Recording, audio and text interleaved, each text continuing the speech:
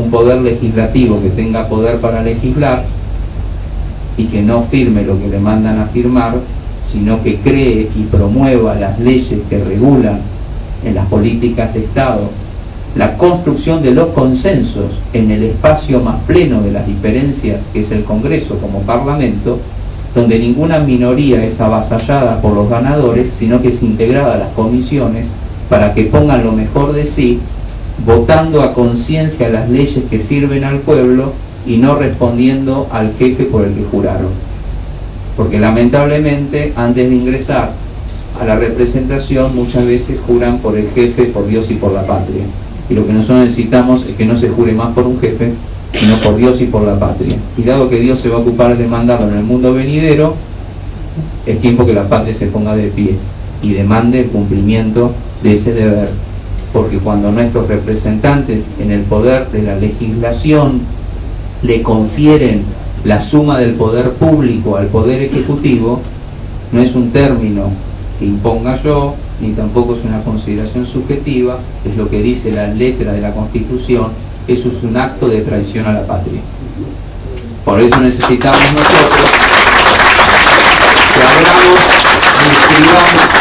el libro de la memoria,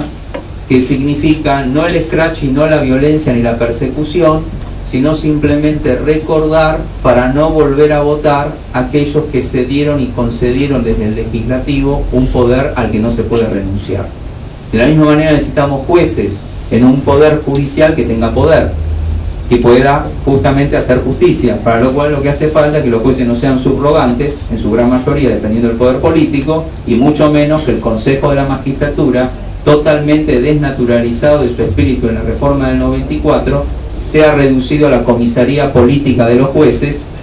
donde en lugar de hacer lo que deben, solamente pueden hacer lo que le ordenan o los aprietan, los condicionan, los promueven o los remueven según las condiciones de un solo poder hegemónico que tenemos hoy, que es el Ejecutivo, que lo primero que hizo fue ejecutar a la República y además depende de la opinión de una sola persona, que fundamentalmente además no es la que votamos. Entonces, bajo esa situación de distorsión de la calidad institucional de la República, lo que hace falta es masa crítica de ciudadanos que no sean reactivos sino proactivos para trabajar y transformar esta realidad, que yo creo que justamente lo que tenemos que apelar es despertar a esa Argentina dormida, que salga de su siesta y de hacer todo el tiempo la plancha y ponerse proactivamente a participar y a trabajar, porque con los votos nosotros elegimos representantes, pero solo con la participación construimos la República. Por ello apelar a una nueva generación. Y yo creo que en este punto es muy importante estas conversaciones. Lo que yo tengo para proponer y decir está escrito, así que no me voy a extender, pero sí pasar a las conversaciones, porque el diálogo, en ese sentido el reconocimiento por un lado al doctor Duhalde, que en el momento en que la Argentina había colapsado en su entramado social y que también la clase política replegó, ahí lo que aparece es la sociedad civil y muchas referencias que empezaron a tejer de nuevo la red que se había desintegrado. No quiero entrar al análisis de por qué se desintegró, lo que quiero sí reflexionar es que hubo un acto que yo creo trascendente de invitar a la sociedad civil al diálogo argentino, que es muy importante la experiencia del diálogo argentino porque nos promovió a nosotros, que estábamos guardados en lo testimonial, a ser proactivos para reinstituir lo político. Y particularmente, como siempre, mi reconocimiento a quien es mi rabino de referencia, que es el cardenal Bergoglio, que él justamente actúa con una generosidad que nosotros debemos reconocer. Dos dimensiones muy importantes para nuestra Argentina. Primero, la explicación que no sé si ustedes recuerdan, la hizo muy clara en un Te Deum en la Catedral Metropolitana, que obviamente fue el último al que asistió la pareja presidencial, que él planteó un programa. Por supuesto que como el cardenal Bergoglio es jesuita, no viene subtitulado aunque debería, tiene justamente la riqueza del código homilético. Entonces, citando el Evangelio y hablando justamente desde ese lugar, prescribió prescribió que cuando las instituciones son violentadas en los valores por abuso de poder, no hay ningún espacio de la sociedad argentina que lo debe permitir, mucho menos confundir ser un ciudadano con un súbdito, y que tiene que con coraje y con valor, sin salir ni del marco de la paz ni del espíritu justamente constructivo,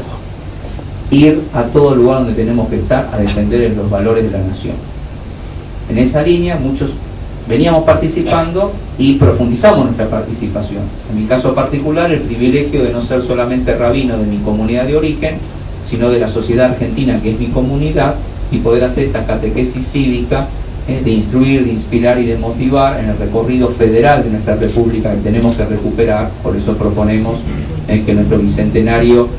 lo festejemos y lo celebremos en el 2016. El del 2010 ya está vendido, tiene dueños, va a ser el cotillón de un feliz cumpleaños donde no vamos a participar en absolutamente nada que tenga que ver con reflexionar. Creo que lo que tenemos que hacer es asumir con coraje y con valor que es mejor refundar la república que terminar de refundirla. Si la Argentina no se funde económicamente, porque además es generosa aunque la saques, y te da, sino que fundamentalmente nuestros problemas no son políticos, sociales y económicos, sino que ahí están los emergentes que siempre llegan en la emergencia, sino que nuestro problema no es de coyuntura sino de estructura. Nuestro problema es cumplir los valores y sostener la ley, y para eso tenemos que restablecer el sistema. Por eso los partidos políticos son tan importantes, pero no para partir y dividir,